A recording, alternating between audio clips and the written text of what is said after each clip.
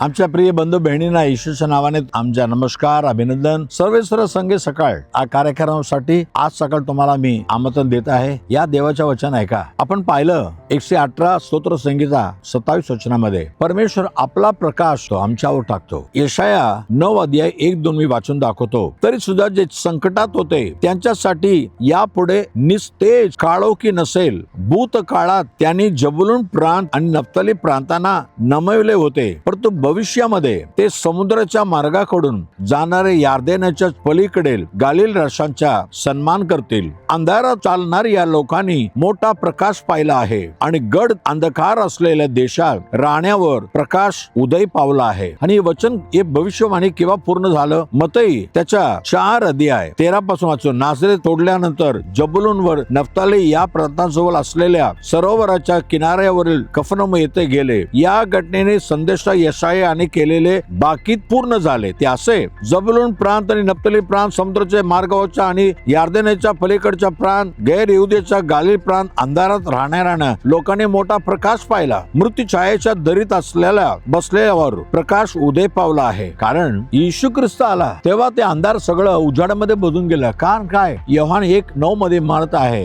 या जगात येऊन प्रत्येक मानवाला प्रकाशामध्ये आणणारा परमेश्वराचा ज्योती आहे. हो, येशू प्रभू यशायाने सांगितल्याप्रमाणे येऊन प्रचार केला आणि येशू ख्रिस्तामुळे सर्वांच्या जीवनामध्ये प्रकाश आला. आज तुमच्या जीवनामध्ये येशू आला तर तुमच्या जीवन प्रकाशमय होणार. सर्व अंधार निघून जाणार. कुठलाही काळोखी अंधार असू दे, निघून जाणार. चला आपण प्रार्थना करूया. पवित्र देवबापा, यशायाने सांगितल्याप्रमाणे ते भविष्यवाणी येशू ख्रिस्त द्वारे पूर्ण झाले. प्रभू, आज पण येशू प्रभू तू जगाचा ज्योती आहे.